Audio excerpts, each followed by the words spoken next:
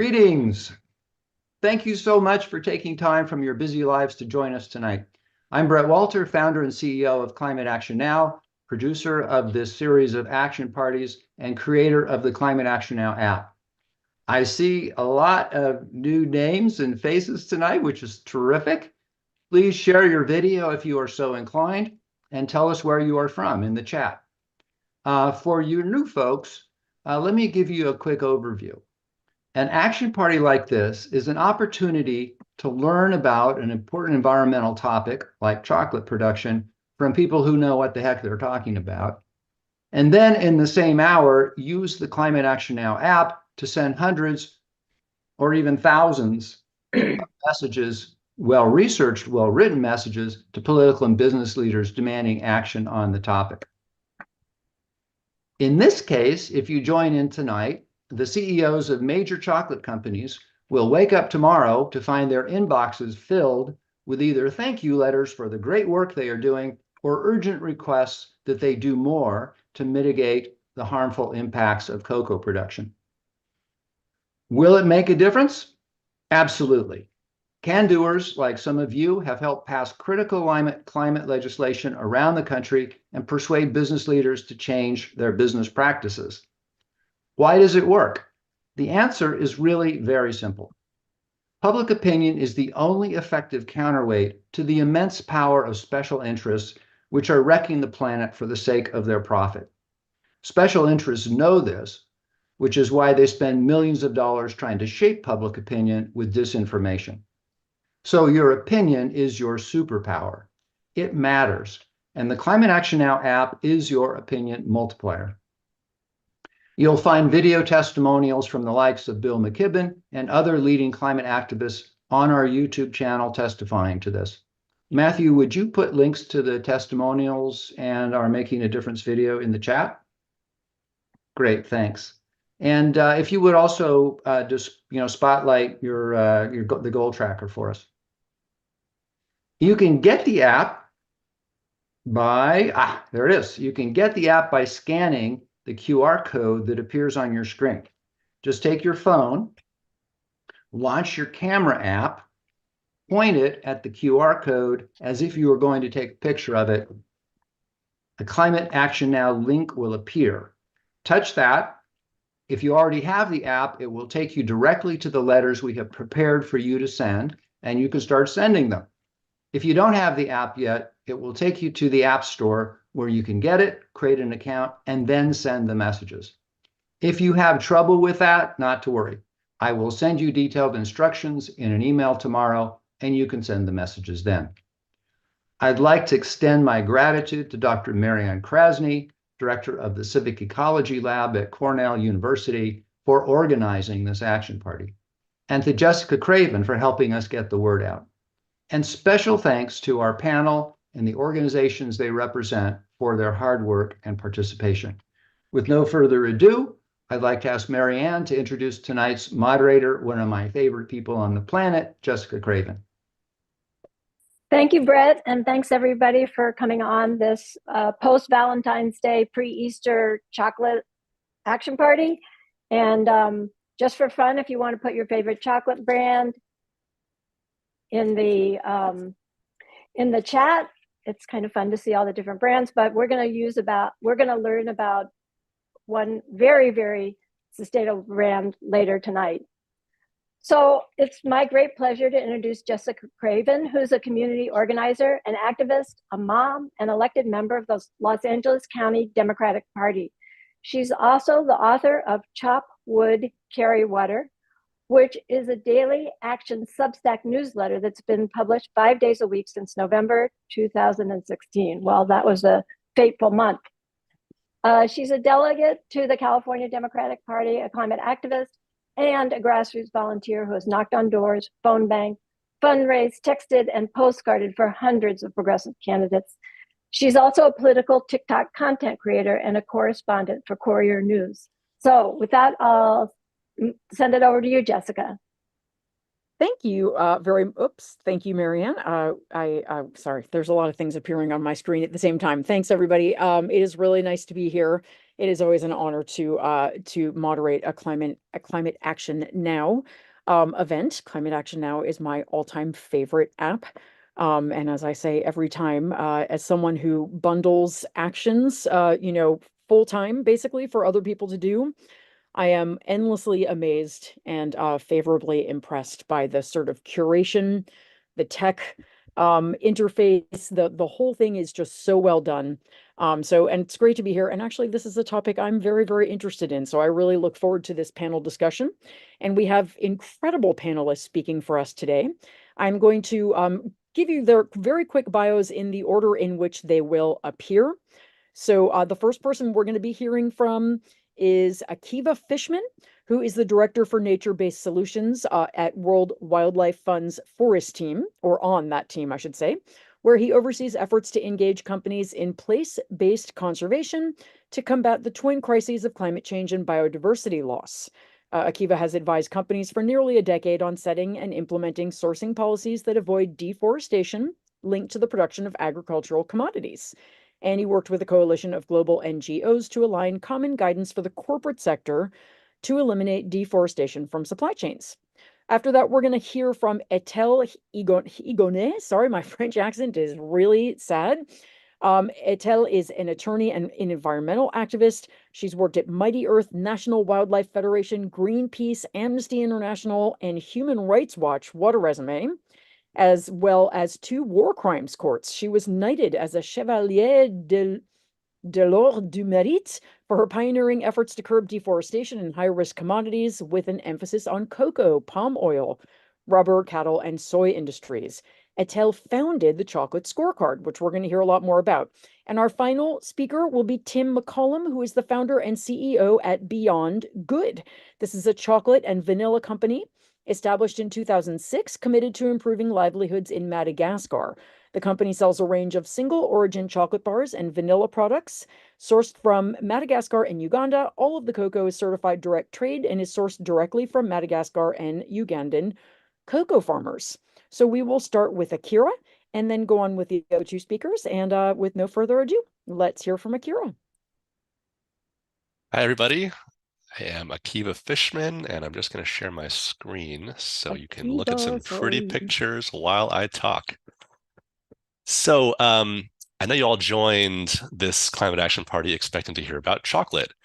So why am I showing you these beautiful photos of lush forests? Well, for you to get the full picture on how chocolate production is contributing to climate change, I first need to take a step back and tell you the story of the world's forests, because the thing that connects chocolate to the climate crisis is deforestation. So let's start with where we stand right now in terms of the global forest stock. There are different ways to measure this, but generally speaking, there is somewhere in the vicinity of 10 billion acres of forest in the world. And that's more than the combined sizes of the world's 3 largest countries, Russia, Canada, and the US, and more than twice as big as the entire continent of South America. I'm guessing that sounds like a lot of forest, and these are numbers that still impress me, and I am trained as a forester. But unfortunately, these numbers are not static, and that's the point. So here's a snapshot of tree cover across the world in 2010. Now you're seeing red that shows loss of tree cover that took place between 2001 and 2018. So that's obviously a lot of red. But before you get completely depressed, note that I said loss of tree cover and not deforestation. And this is important because big portions of the red that you see have more to do with timber harvesting than with deforestation. Because when trees are harvested and the forest is allowed to regenerate, that's not deforestation, which is a permanent loss of forests. The data set that these maps use is built using satellite imagery, which struggle to tell the difference between tree cover loss that's caused by deforestation or by temporary effects like logging. So we can add a layer like this one that shows where tree regeneration has taken place. But you can easily see that the blue areas of regeneration don't come anywhere close to compensating for the red areas of tree cover loss. In particular, much of the blue gain is concentrated across the northern hemisphere, where you're seeing regeneration following timber harvesting. If I go back a slide, we can see that the major areas where red tree cover loss is not being compensated by blue tree cover gain fall across the planet's tropical belt. The most recent figure I've seen is that we're losing the equivalent of 11 soccer fields worth of primary forest every minute. And that's not even counting all the forest area that we're losing that no longer qualifies as primary because it's already been degraded to some degree by humans. So the number is actually a lot larger than that if you include those. And here's the link to climate. We're losing forests so quickly that deforestation and emissions from land use ranks as the second largest source of greenhouse gas emissions, second only to burning fossil fuels. Almost a quarter of global emissions every year come from what humans do to land. Deforestation alone produced 2.7 gigatons of carbon dioxide emissions in 2022, which is equivalent to India's annual emissions of fossil fuels. If that sounds like a bigger climate impact from deforestation than you were expecting, here's why. Forests soak up carbon dioxide from the atmosphere and they trap it in wood and soil. They act like nature's combination solar panels and battery storage system. When forests are destroyed, it's actually a double whammy for climate because first, you have greenhouse gases emitted by the act of burning or otherwise degrading the carbon stock, and then you no longer have the solar panels and battery system, which means Earth's capacity to absorb carbon dioxide diminishes. Okay, so if deforestation is such an enormous contributor to climate change, what's driving deforestation? And the answer is several factors, but the biggest one is expansion of agriculture to feed us and to feed the livestock that in turn feed us. We can break down the threats from agriculture into individual commodity categories. So these are the top 7 commodities driving deforestation across the globe. Cocoa, which of course is the main ingredient in chocolate, is over in the number 4 spot. But lest anyone think that cocoa isn't doing a whole lot of harm because the green bar next to it looks tiny compared to some of the other commodities, the first thing to point out is that all these numbers are in millions of hectares. The 2.3 million hectares, or over 5.5 million acres of deforestation caused by production of cocoa in just a span of 15 years, I'll add, is the same size as the state of New Jersey.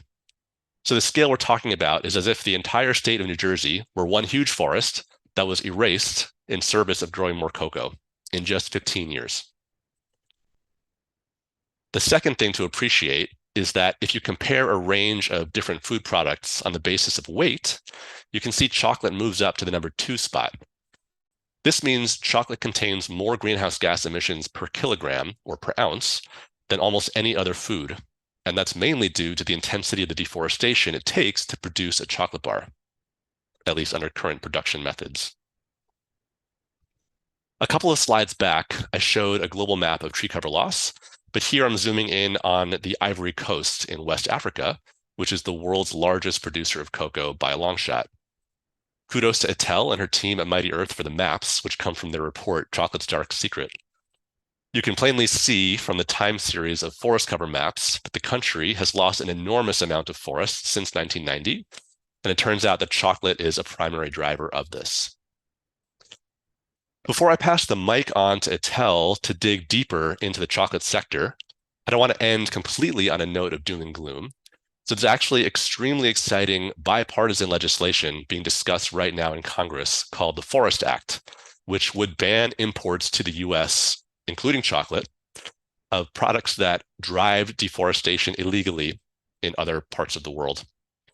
Absent legislation like this, we're really relying entirely on voluntary action by companies to do the right thing and eliminate deforestation from their commodity supply chains, including chocolate.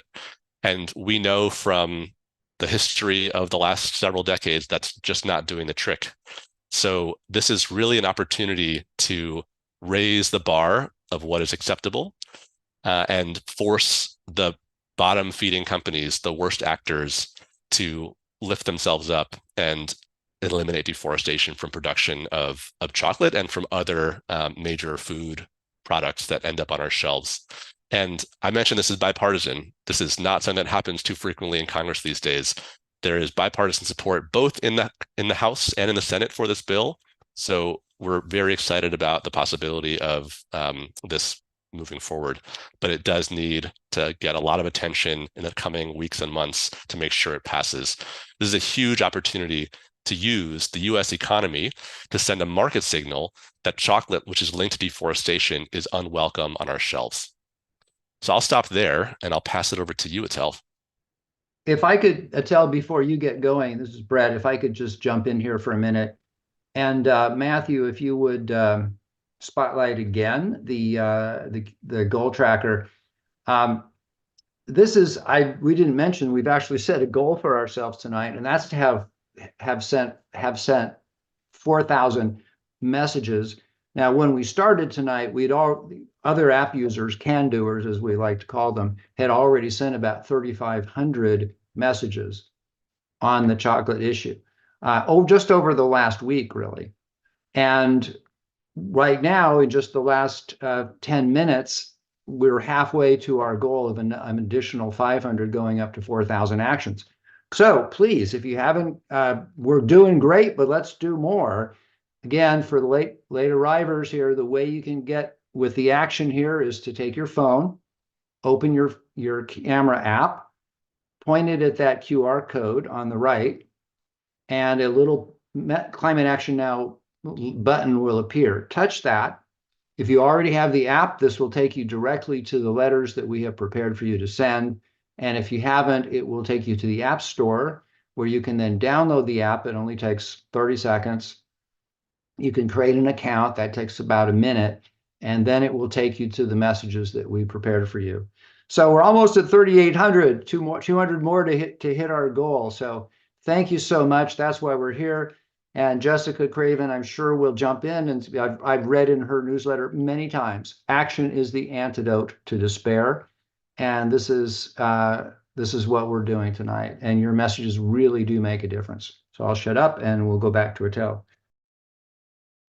Brett, thank you so much. And actually, thank all of the CANDoers out there. It's such an honor to be here with you all and to follow up on Akiva's beautiful presentation. I want to give a special shout out to two brand new CANDoers who are in 5th and 6th grade, Casper and Henry. They kind of epitomize the can-do spirit.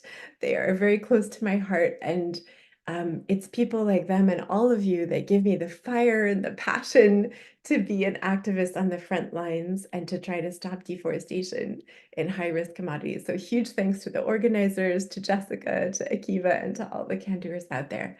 I'm going to start sharing my screen, and I am going to take you on a walk through the world of chocolate as I know it as an activist. We're going to go through the valley of the shadow of despair and learn about some of the worst abuses that Akiva began alluding to in cocoa. But I'm also then going to walk us through into the light, into the hope, into action, and give you a little bit of a taste for how this party can power some amazing change that is very much needed. You'll see up here on the screen on the left-hand side a lot of the current practices, which are take, make, waste, super destructive deforestation that Akiva was alluding to, which doesn't have to be that way. We know exactly how to do deforestation-free cocoa. You're going to hear from Tim later, the CEO of a company that's a deforestation-free chocolate company. We currently have cocoa that's not just grown with deforestation, it's grown in monoculture systems. Again, it doesn't have to be that way. You can go from full sun to shade-grown agroforestry and do nature-positive chocolate. Tim will talk about that as well. And it's not just the dark and bitter truth of deforestation and pesticide-soaked monoculture. There's also huge labor abuses that underpin the child labor, the slavery, the forced labor, all of these abuses that underpin the chocolate industry. And again, it does not have to be that way. We can have chocolate that is free of labor abuse, respectful of farmers, with living income, and which doesn't poison farmers with harmful chemicals. So let's talk about some of the dark sides in chocolate and then come through to hope. I would be remiss if I did not speak about the rights abuses, you may or may not know there are over 1.5 million children working in cocoa in just 2 countries alone, Ivory Coast and Ghana. Probably we think there's more than 2 million cocoa working kids around the world. And a lot of them, in fact, the majority of them are in hazardous child labor. But it's not just that. We think that there's somewhere between 20 and 30,000 slaves working in chocolate at any given time. I'll just pause and say that again. Actual slaves. Slaves, people who don't get paid at all. And it's not just child labor and slavery, which is robbing kids of their future and robbing people of their life. It's a host of other labor abuses and a lot of corruption and violence in the sector as well. Much of the child labor and the slavery problems come from dire poverty. If you look here at the income distribution of cocoa farmers, you'll see there are some cocoa farmers that are the lucky ones. They work for companies like Tim's company that you'll hear from later. They actually do earn a living income. That's the green chunk at the top of the screen here where my mouse is wiggling. But around 90% of cocoa farmers are really under the living income line. And it gets worse as it goes down, with many cocoa farmers living in dire poverty. Average woman cocoa farmer gets 30 cents a day. The average cocoa farmer earns $1 a day. Just imagine if I told you you were going to earn $1 a day for the rest of your life, or 30 cents a day if you're a woman. It would be horrifying. You would never accept it. And one major reason why farmers are so poor and earn so little is because the average cocoa farmer is getting around 6% of the value of a chocolate bar. So think about that. The supermarkets and the manufacturers that you might be sending notes to, they are getting, if they're retailers, 44% of the value of the bar. If they're a manufacturer, 35% of the value of the bar. Think of like Nestle for a manufacturer, for example, or a trader, that'd be like Cargill. The farmers are earning so little because they get such a small part of the value of the bar. Now, let's talk about cocoa and deforestation. Akiva gave a fantastic overview. I'm showing you now Ghana. This is the southern cocoa belt of Ghana. Ghana and the Ivory Coast are the 2 top cocoa producing countries in the world. Akiva showed us the map of the Ivory Coast, and now I'm showing you Ghana. From 2000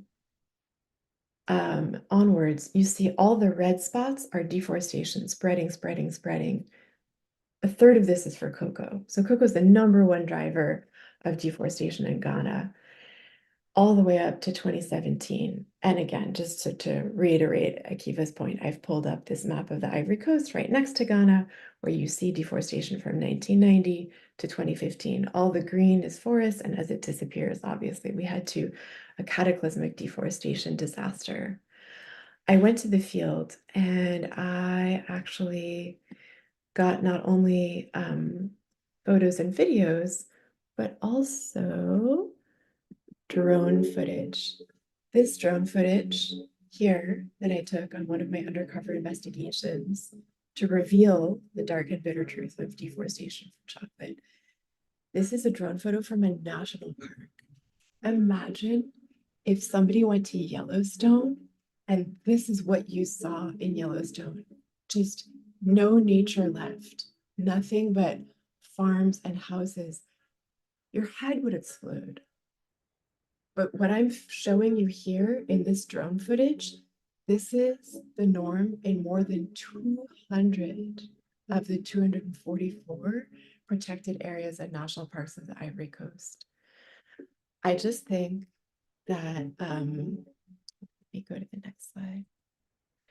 I just think that it's also important to emphasize it's not only that we cut down these beautiful forests, which were biodiversity hotspots filled, teeming with life. It's that we cut down those forests, mostly for chocolate, right? A third of the deforestation in Ghana and Ivory Coast that you saw on the maps and on the video is for chocolate. But we cut it down to make way for monoculture, which is just nothing but chocolate, chocolate, chocolate, chocolate, chocolate, chocolate, chocolate.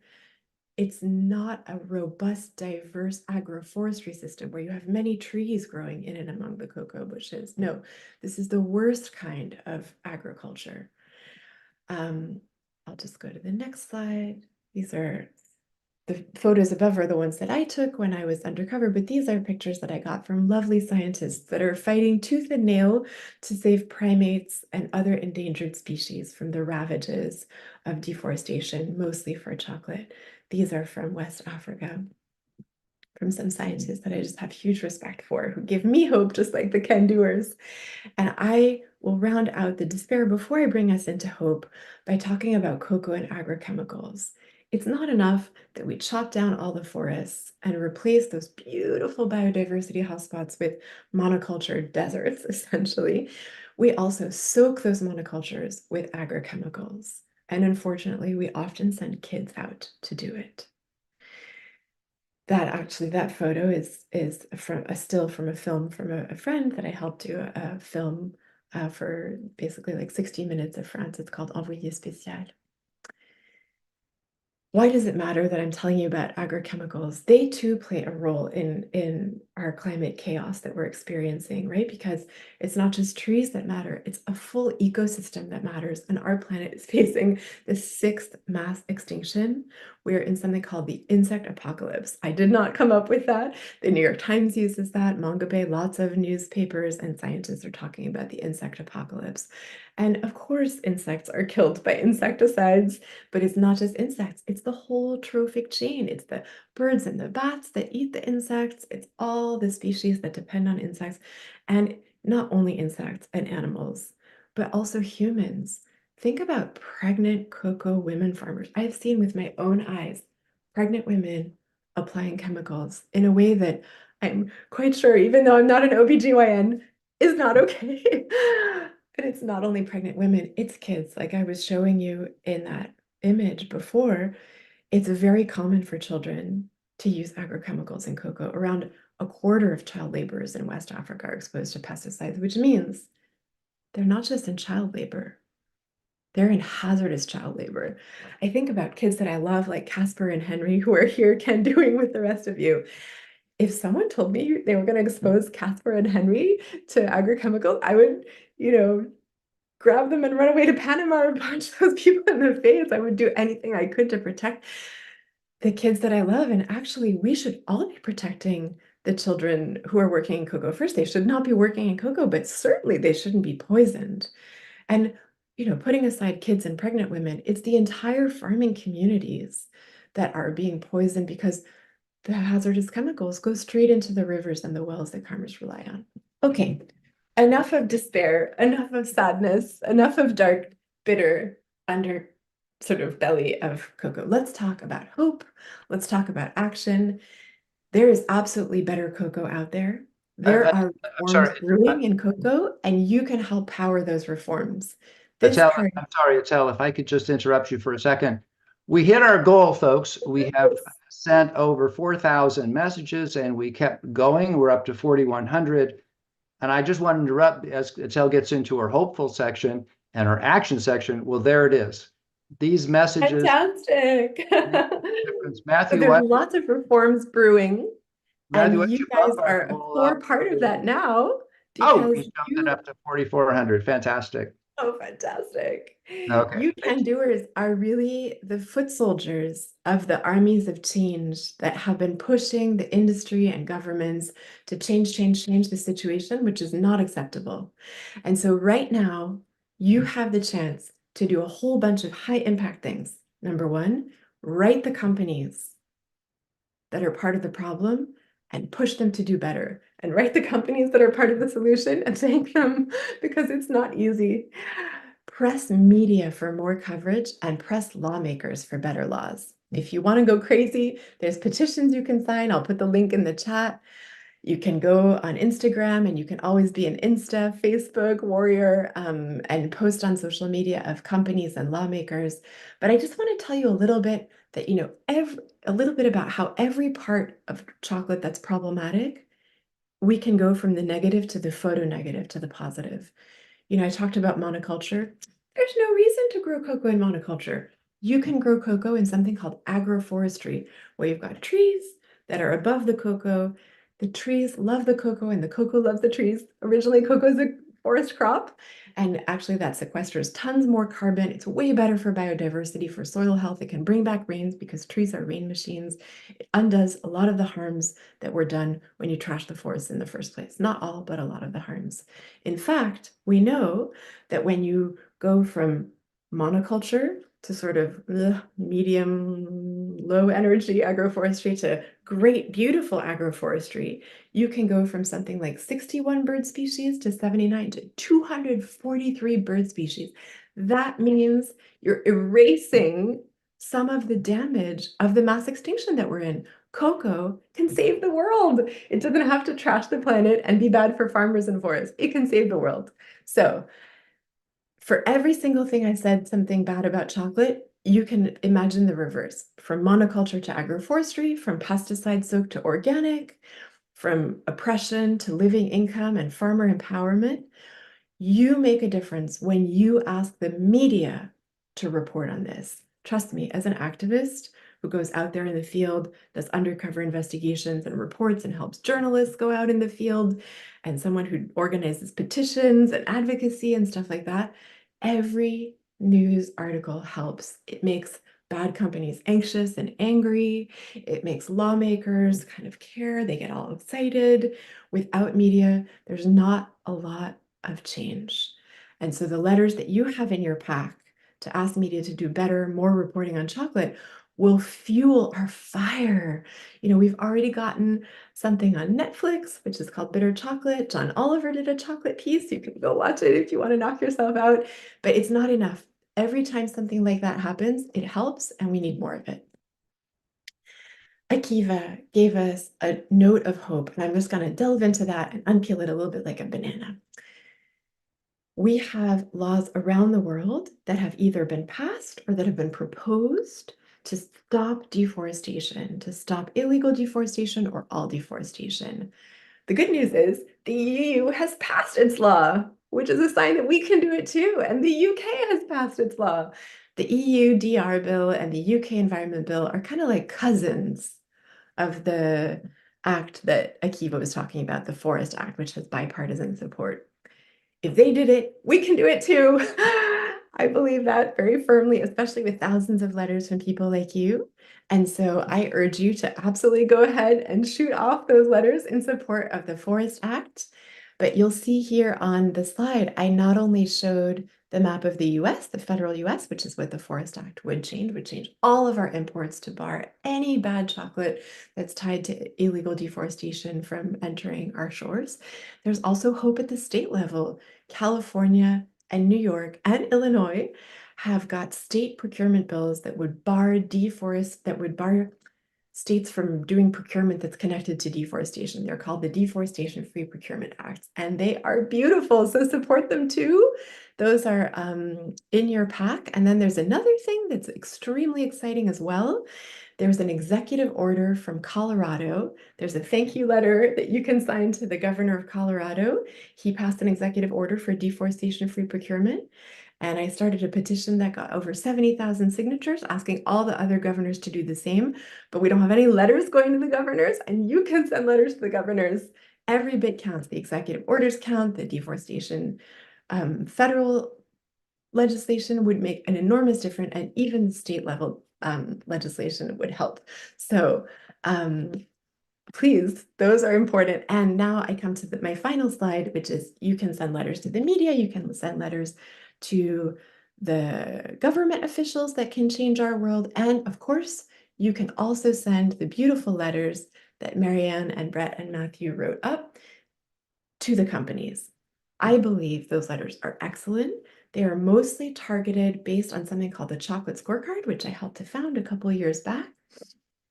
Thanks to the generosity of WWF, it continues to this day. Go WWF. And it ranks and grades over 90% of the global chocolate industry. It holds companies accountable on all the issues that I talked about today. But the Chocolate Scorecard is way more powerful when it has people like you CANDoers turbocharging it and showing the industry that consumers care, that consumers are looking at the scorecard and they're angry at the companies that don't do well, and they're grateful to the companies that are doing a good job. So literally, the low-performing companies on that scorecard are scared of you, and getting thousands of letters from you will change them. I promise you it will change them. So that is the last big thing that you can do, that's in the packs of letters. If you have questions, I will put my email in the chat. You can email me. I'm happy to answer any questions. There's no bad questions. And all I will say is thank you and hand it over to Tim, who runs one of the most ethical and sustainable chocolate companies that I know of, and also gives me hope, just like you CANDoers give me hope. All right. Thanks, Etelle. It's good to be with everybody. I'm going to share my screen. And yeah, this will be fun, hopefully a bit informative. The company, the brand is called Beyond Good.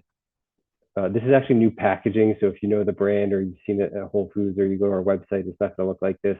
But this is coming soon to market. I was thinking about the group and what I wanted to talk about, and I think 2 words or 3, I guess, came to mind. One is ignore. The other one's the status quo. And I think all that is obviously important. Give me 1 sec here.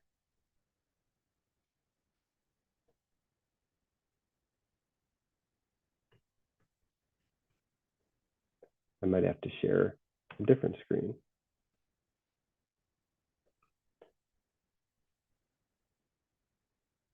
All right, we'll try this view.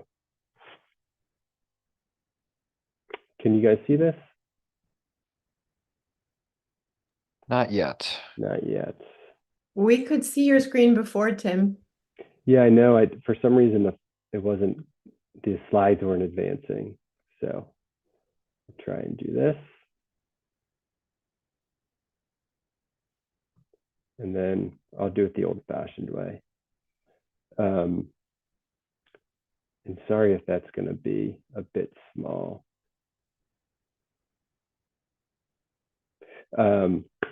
Status quo. I think what's interesting, I obviously what this meant, but I like looking at definitions.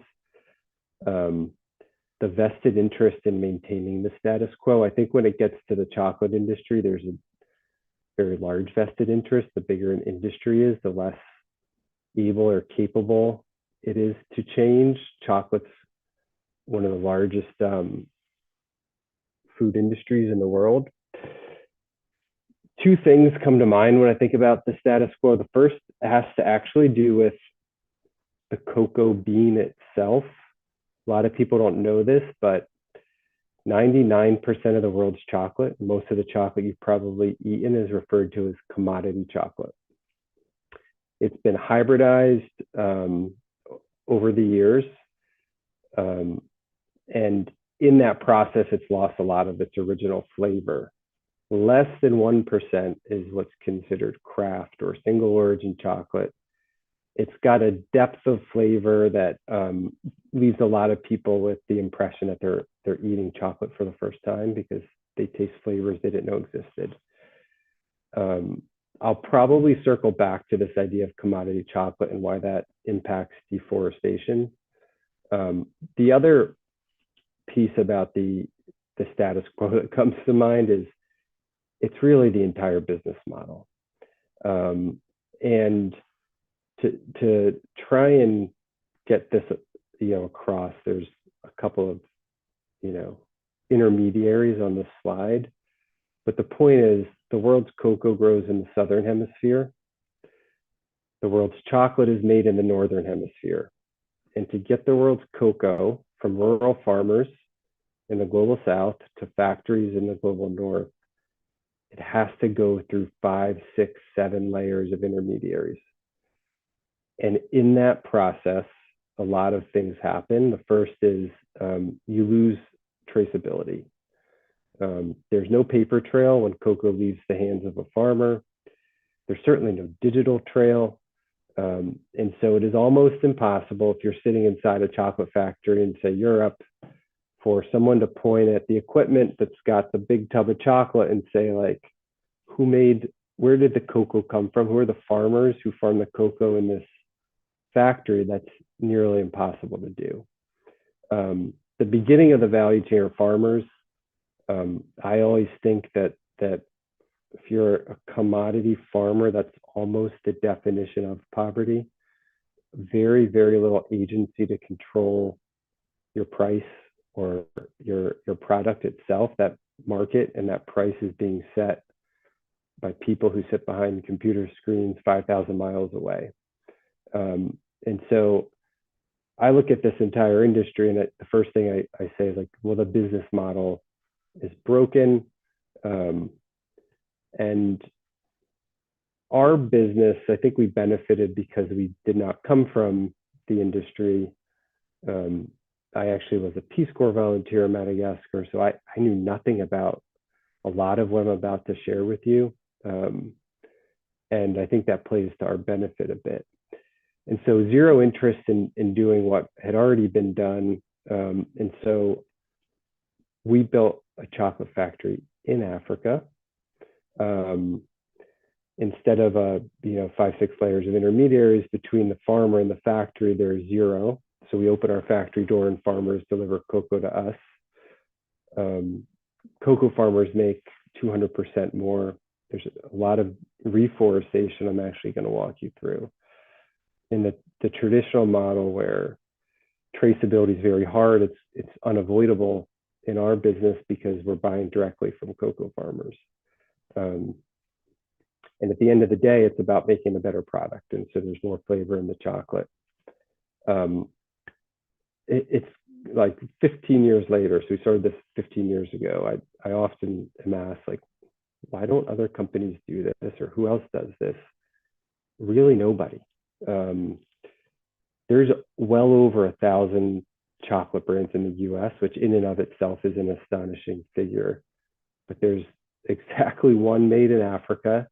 I don't like to curse, it's not in my nature, so I blocked some stuff out here. But as it turns out, it's really hard to do, but it's worth it, because what it gets is, like I said, 100% traceability.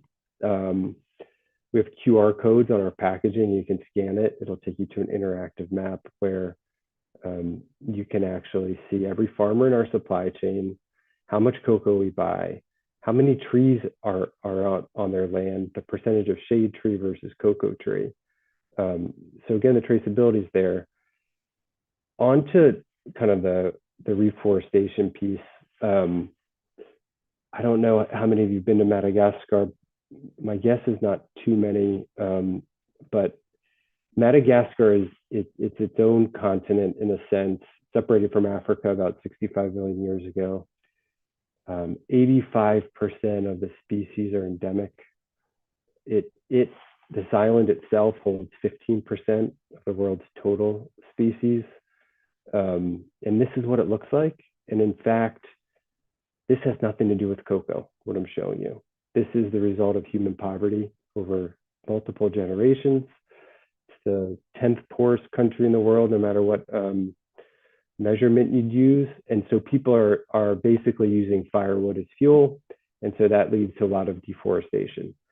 This picture is less than 100 kilometers to the north of our supply chain and where we source cocoa.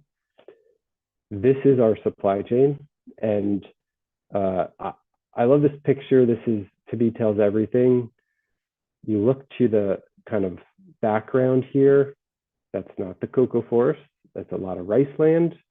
You can actually see a plume of smoke here. That's probably a very poor person making charcoal. And then in the foreground is a cocoa forest. And what's interesting here is it looks like a rainforest. And within the forest, there's actually 3 canopies, which is very rare for cocoa.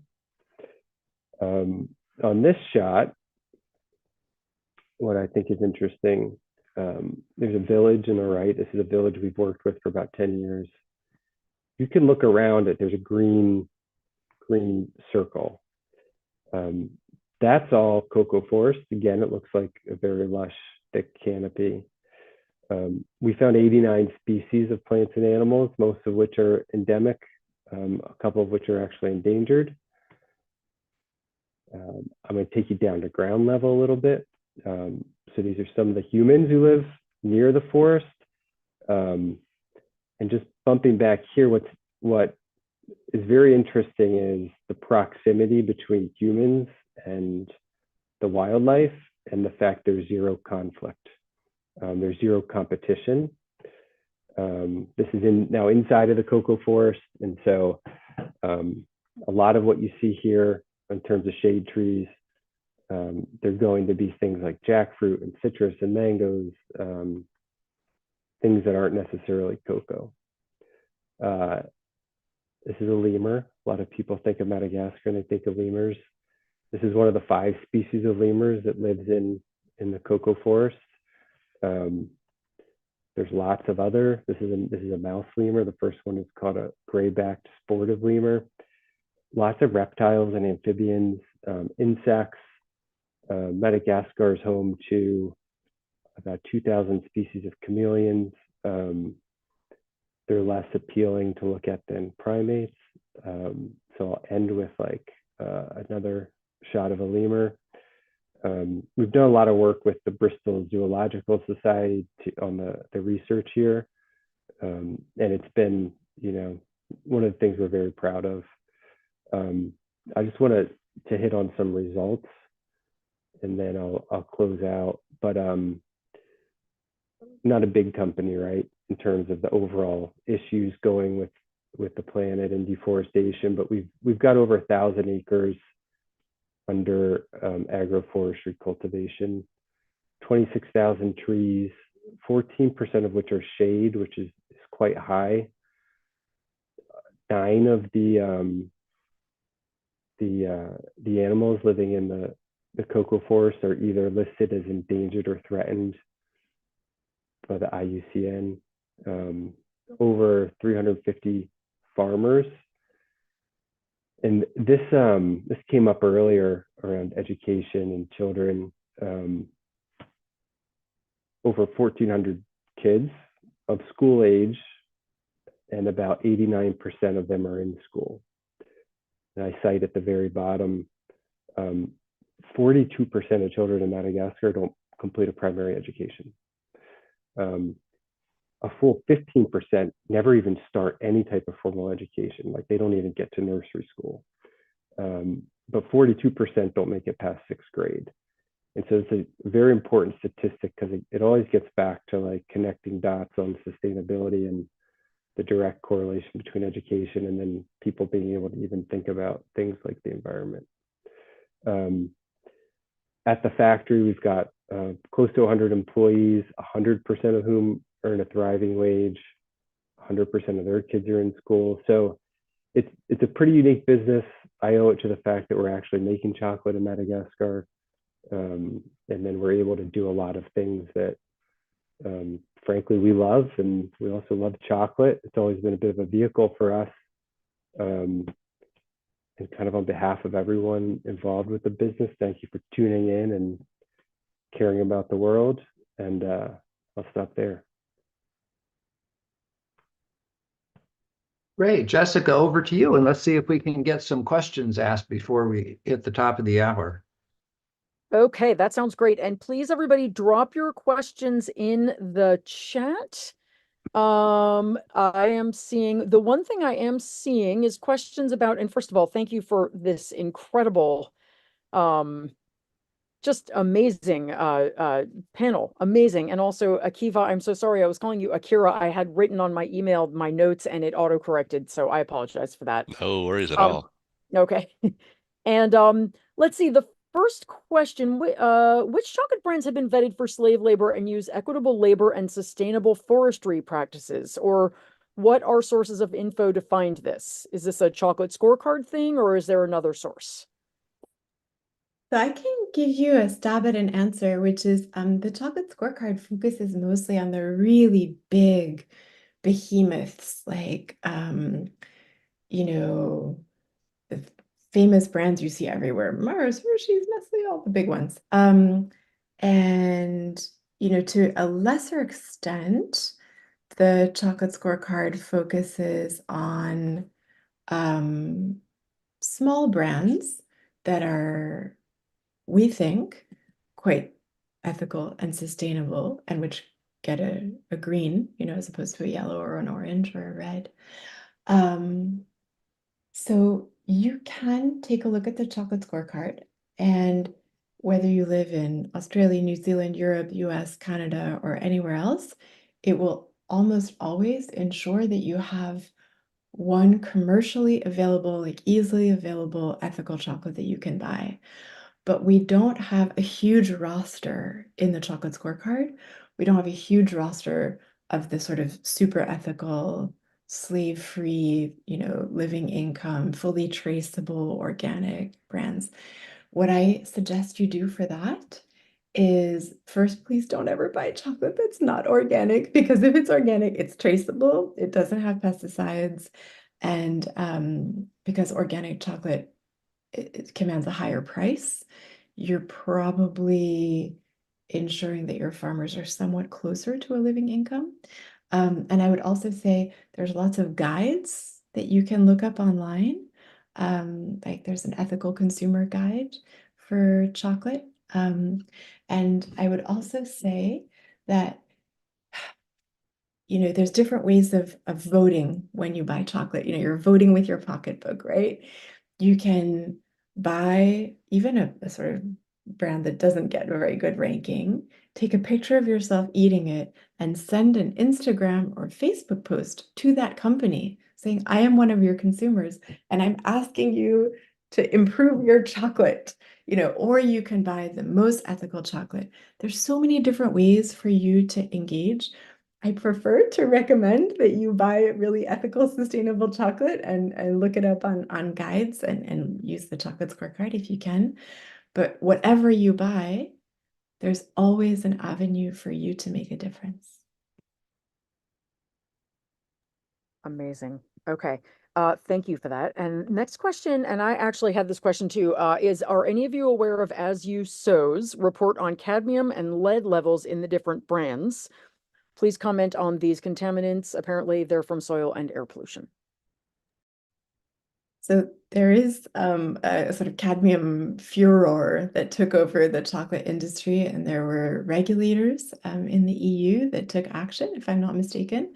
What was fascinating is that there's pretty rapid action taken on the issue of cadmium, as opposed to no action for decades taken to address child slavery, which seems to me to be maybe a strange comment on how we don't care about child slaves enough when it comes to lawmakers, and how important it is for like the CANDoers to send letters to lawmakers to jolt them out of their indifference. And I will also say that the actions that were taken by industry as well as lawmakers to regulate cadmium really, show that we're also moving very slowly on curbing deforestation in comparison. So not to say that I think we should all be eating cadmium. It's not a good idea to eat cadmium. I'm happy people do something to eliminate or lower the risk of us eating cadmium in our chocolate, but somehow it does feel like, our planet is on fire, and we should be doing something about deforestation at a more urgent clip, on par with what happened with cadmium. Yeah, I think some of that was overblown in the media, to be honest. Cadmium is a naturally occurring mineral, and depending on the soil type, it comes up through roots in any tree, and cocoa trees as well. But yeah, someone has to eat something like 46 chocolate bars a week to come to close to the threshold that's recommended. So yeah, I'm with Etelle. We don't want to like say it's ignore it, but I think some of it was overblown in the media. Okay, Brett, do I have time for one more quick one? One more quick one. Okay, Sure. this is a question from Marianne. Do agroforestry cocoa operations produce lower yields of cocoa per acre than monocultures? I could take a stab at answering that. And Tim, you Yeah, also, I'm and super Akiva, excited you about probably that have a one. lot of thoughts on this. Go I first. was going to say, the Smithsonian, I worked with the Smithsonian. We created an electronic library of every single peer-reviewed scientific paper ever published on agroforestry cocoa. And there's different studies that have different findings on this, but essentially it seems like if you are transforming your cocoa from monoculture to agroforestry, you can go all the way up to around 30% shade without experiencing a significant decline in yields, as long as you're doing your agroforestry cleverly and well. So you can do poor agroforestry badly, and then your yields might suffer earlier. And it's true that, when you get past the 40% shade threshold, so when you have lots and lots and lots of trees mixed in with your cocoa, then sometimes the yield can go down. I will say, though, that the conventional wisdom in the science that we collated with the Smithsonian is that having shade trees, having agroforestry systems, keeps your farm going longer, because pure monoculture cocoa farms tend to have to get ripped out maybe every 25 years. Tim, you can correct me if I'm wrong on that. So, the cost of having a farm with shorter longevity is something to factor in. The cost of, having a farm where monoculture cocoa, it might be you have a higher yield in the short run, but you deplete the soils pretty fast, because monoculture is kind of like cannibalizing the soils. And then you have to spend money on pesticides. So even if your yields are higher, your money is going to be less because of the fertilizers and the chemicals that you have to put into your farm. So it's not obvious that agroforestry will make farmers poorer. It's not obvious that it will automatically make your yields less. And if you do agroforestry well, you can have food security trees that help farmers' food security, and you can have income diversification trees so farmers can make money by mixing in different things like vanilla if you're in Madagascar, or coffee if you're in Ghana, or acai if you're a Brazilian cocoa farmer. So it's a complicated question with a complicated answer, but the short answer is don't despair. Lots of agroforestry doesn't necessarily mean you go broke at all. I would add, actually, it depends on the type of cocoa. And when that first slide around commodity cocoa, and then you have these other varieties, and the variety of Madagascar happens to be the Earth's original genetic variety. It requires 60% shade to get full yield. So if you don't plant shade, you're not going to get a yield. If you do plant shade, you get a much higher yield. So in our supply chain, it's farmers actually get a lot more yield from the shade, and it's a very easy we don't even have to have conversations with farmers about agroforestry. They just do it because it produces more based on the type of trees they have. Yeah, I can add So, that Akiva, I spent a couple of days in a workshop with the deputy head of Ghana's forestry agency, and he said straight up, sun cocoa is a myth. And he's trying desperately to educate Ghanaian cocoa farmers that they should stop planting in monoculture because they're hurting their own profits. And it's an uphill battle because there's a culture. People have become convinced in Ghana that the only way to grow cocoa is to cut down the forest and replace it with cocoa. And they're just hurting their own profit margins. Yeah. And also, Etelle, you said, Akiva, same thing, but 30 years for a tree, if it's grown in agroforestry, it'll last 60 to 70 years. If it's monocrop without any shade, you're looking at 20 to 25 years. So it is a myth that, actually does better in shade is what we've seen. okay, well, thank you, guys. Thank you, panel. Thank you, everybody, for showing up. We almost hit our second goal, but we killed our first goal. And if you were able to check back tomorrow, this goal tracker will probably be up over 5,000 because we're not the only people here tonight who are taking these actions. All the other CANDoers who are in the app are also finding these actions and taking them. And probably by the end of the month, it'll be closer to 7,000 or 8,000 messages that will have been sent.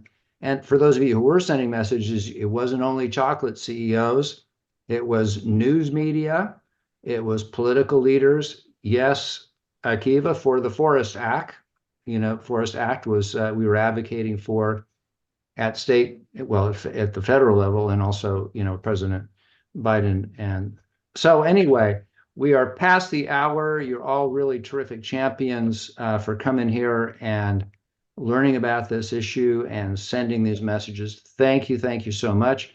Thank you to our panel, to Kiva, Etelle, and Tim, and thank you, Jessica, for coming in once again at the last minute at my plea to moderate this, and also to Marianne. So thank you, everybody, and have a very good night. And panelists, I just want to remember to invite you to pop into our little breakout room just for the panel. So thank you, everybody. We'll see you later.